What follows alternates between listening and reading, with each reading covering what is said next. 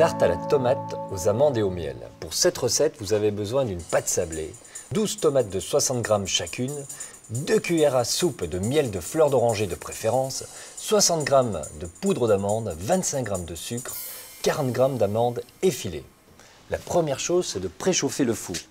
Donc je choisis le programme convection et je mets la température 200 degrés. Pendant que mon four préchauffe, je vais faire la tarte. Vous pouvez acheter de la pâte surgelée et là, je vais la mettre dans le moule, tout simplement, et la chemiser.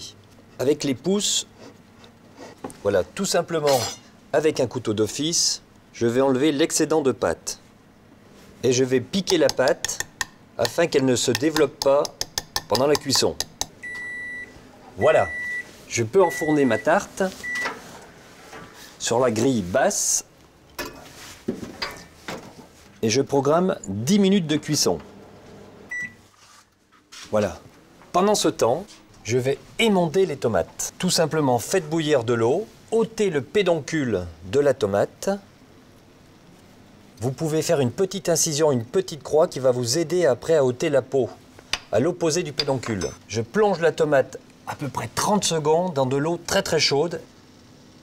Voilà, la peau commence à sauter. Je plonge la tomate dans de l'eau avec des glaçons. À l'aide du couteau d'office, je vais ôter la peau. La peau est ôtée, je vais couper la tomate en deux et ôter les pépins à l'intérieur. Je vous suggère d'égoutter légèrement sur du papier absorbant les tomates. Les 10 minutes sont passées. Délicatement, pour ne pas me brûler, en premier, je vais verser la poudre d'amande. Je vais bien la répartir sur le fond.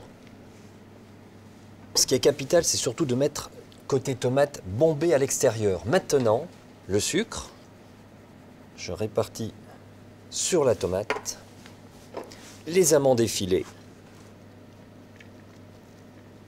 et le miel. De nouveau sur la grille basse, 35 minutes de cuisson à 200 degrés. Donc je valide convection, 200 degrés, 35 minutes.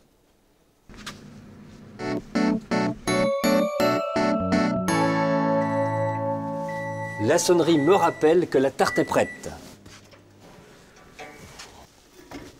Alors délicatement pour ne pas se brûler. Voilà, la tarte est cuite, elle est prête. Voilà, alors un petit conseil pratique, surtout avant de servir, laissez refroidir cette tarte à température ambiante.